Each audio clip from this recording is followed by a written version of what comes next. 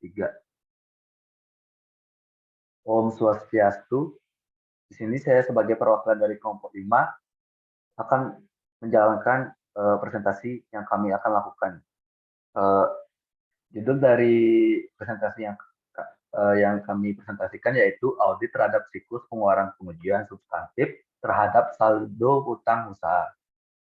Sebelum masuk ke dalam materi, izinkan kami perkenalkan kami dulu. Yang pertama dari saya yaitu Inuma Sandiagi Semadi dengan NIM 2017051160. Kemudian Komang Ayu Saraswati dengan NIM 2017051168. Kemudian IKD Agus Rizky Adinata dengan NIM 2017051175. Dan yang terakhir Putu Sri Rahayu dengan NIM 2017051182. Jadi presentasi kami kali ini ada terdapat 4 topik pembahasan, yaitu yang pertama deskripsi utang usaha, kemudian yang kedua prinsip akuntansi berterima umum dalam penyajian utang lancar di neraca, terus yang ketiga tujuan pengujian substantif terhadap utang usaha, dan yang keempat program pengujian substantif terhadap utang usaha. Kita masuk ke topik pembahasan yang pertama, yaitu deskripsi utang usaha yang akan dibacakan oleh saya. Utang usaha termasuk sebagai unsur utang lancar. Utang lancar meliputi semua kewajiban yang akan dilunasi dalam periode jangka pendek, yaitu 1 tahun atau kurang dari tanggal neraca atau dalam siklus kegiatan normal perusahaan, dengan cara mengurangi aktiva yang dikelompokkan dalam aktiva lancar atau dengan cara menimbulkan utang lancar yang lain. Utang lancar digolongkan menjadi 6 kelompok, yaitu yang pertama, 1.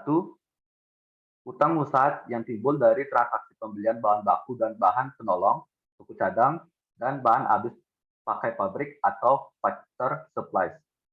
Utang usaha dapat digolongkan lebih lanjut menjadi 2 golongan, yaitu yang pertama, utang yang tidak disertai dengan surat berharga sebagai bukti tertulis tentang kesanggupan untuk bayar kewajiban, atau biasa disebut dengan utang usaha atau account payable. Dan yang kedua, utang disertai dengan surat berharga sebagai bukti tertulis tentang kesanggupan untuk membayar kewajiban, disebut dengan utang wesel not payable. Kemudian lanjut yang utang lancar kedua, yaitu uang jaminan masuk dari pelanggan. Kemudian yang ketiga, utang yang timbul dari berlalunya waktu atau acquired payable. Terus yang keempat, utang yang timbul kepada pihak ketiga karena perusahaan ditunjuk sebagai pemungut pajak atau iuran yang lain, seperti utang pajak pertambahan nilai atau PPN, kemudian utang pajak penghasilan karyawan PPh pasal 25, kemudian utang dana pensiun, dan yang terakhir utang asuransi karyawan. Kemudian yang kelima, acquired yang timbul dari kegiatan usaha perusahaan meskipun jumlah utang tersebut harus ditaksir seperti utang bonus dan kreditnya tidak diketahui seperti uang biaya respirasi untuk produk perusahaan dengan dijual yang garansi. Terus kemudian yang keenam, utang lain yang diperkirakan akan dilunasi dalam jangka waktu pendek seperti utang bank, kredit modal kerja misalnya, kemudian utang jangka panjang yang segera jatuh tempo, kemudian utang pajak penghasilan, dan yang terakhir utang dividen. Untuk topik pembahasan selanjutnya akan dibacakan oleh teman saya, yaitu Ayu Saras. Baik, terima kasih atas kesempatannya. Selanjutnya yaitu perbedaan karakteristik utang lancar dengan karakteristik aktiva lancar. Yang pertama, dalam menyajikan aktiva lancar. Klien berkecenderungan umum untuk menyajikan aktiva tersebut lebih tinggi dari jumlah senyatanya. Gambaran modal kerja yang lebih baik ini juga dapat ditempuh dengan cara menurunkan jumlah utang lancar, yaitu umumnya dengan cara tidak mencatat utang lancar, sehingga terdapat utang yang tidak dapat pada tanggal neraca. Yang kedua, yaitu dalam menyajikan aktiva lancar, klien menghadapi masalah penilaian unsur-unsur aktiva lancar per tanggal neraca. Di lain pihak, dalam penyajian utang lancar, klien tidak menghadapi masalah penentuan nilai utang lancar tersebut pada tanggal neraca.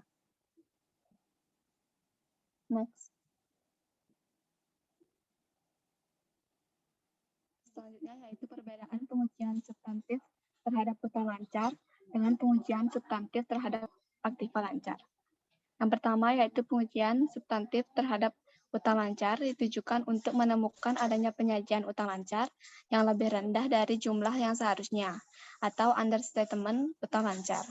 Sedangkan pengujian substantif terhadap aktiva lancar ditujukan untuk menemukan adanya penyajian aktiva lancar yang lebih tinggi dari jumlah yang seharusnya atau overstatement aktiva lancar. Yang kedua, dalam pengujian substantif terhadap aktiva lancar, auditor menghadapi masalah penentuan kewajaran nilai aktiva lancar atau nilai bersih yang dapat direalisasikan yang dicantumkan dalam neraca.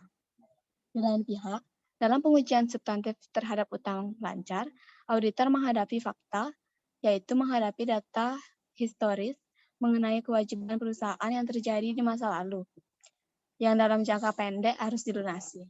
Baik, sekian dari saya. Materi selanjutnya akan dibacakan oleh penyaji lainnya. Baik, di sini saya akan melanjutkan materi mengenai prinsip akuntansi berterima umum dalam penyajian utang lancar di neraca. Dalam hal ini, prinsip akuntansi dibagi menjadi 4, yakni yang pertama, setiap jenis utang lancar harus disajikan secara terpisah jika jumlahnya material. Yang kedua, utang pada perusahaan afiliasi, pemegang saham, dan karyawan perusahaan harus dipisahkan dari utang kepada pihak ketiga yang independen. Yang ketiga, aktiva yang dijaminkan dalam penarikan uang lancar harus diungkapkan dalam laporan keuangan. Yang keempat dan terakhir, aktiva dan utang tidak boleh digabungkan penyajiannya dalam jumlah neto. Next. Tujuan penyajian substantif terhadap utang usaha. Adapun tujuan dari audit terhadap utang usaha, yakni yang pertama, memperoleh keyakinan tentang keandalan catatan akuntansi yang bersangkutan dengan utang usaha. Yang kedua, membuktikan asersi keberadaan dan keterjadian utang usaha yang dicantumkan pada neraca.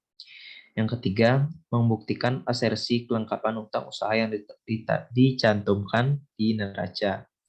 Yang keempat, membuktikan asersi kewajiban klien atas utang usaha yang dicantumkan neraca. Dan yang terakhir, membuktikan asersi penyajian dan pengungkapan utang usaha di neraca. Baik, sekian materi yang dapat saya sampaikan. Materi selanjutnya akan dilanjutkan oleh teman saya. Untuk penyaji berikutnya, saya persilakan. Baik, terima kasih. Saya di sini akan melanjutkan pemaparan materi mengenai program pengujian substantif terhadap utang usaha.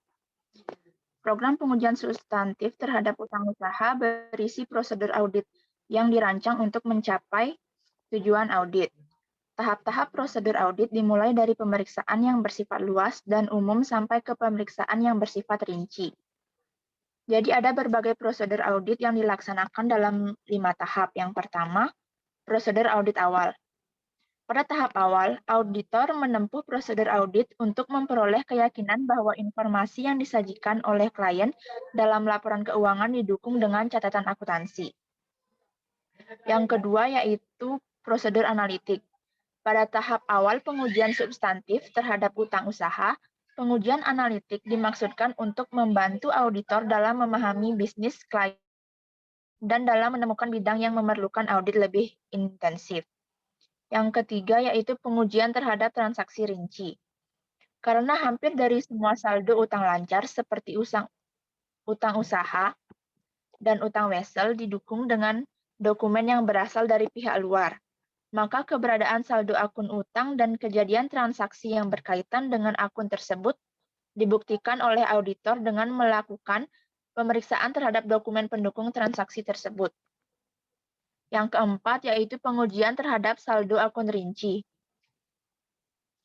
Tujuan pengujian saldo akun utang usaha rinci adalah untuk memverifikasi keberadaan atau keterjadian, kelengkapan, kewajiban, dan penyajian serta pengungkapan. Dan yang terakhir yaitu verifikasi terhadap penyajian dan pengungkapan. Jadi dalam memverifikasi penyajian dan pengungkapan utang jangka panjang di neraca, auditor membandingkan penyajian utang usaha di neraca dengan prinsip akuntansi berterima umum. Sekian materi yang dapat saya paparkan. Saya kembalikan ke moderator. Baik, terima kasih atas waktunya kalian berikan. Sekian presentasi dari kelompok kami. Apabila ada kurangnya maupun kesalahan kata dalam presentasi yang kami lakukan, mohon dimaafkan. Sekian, dan saya ucapkan terima kasih. Saya tutup presentasi dengan Parma Santi. Om Santi Santi Santi Om.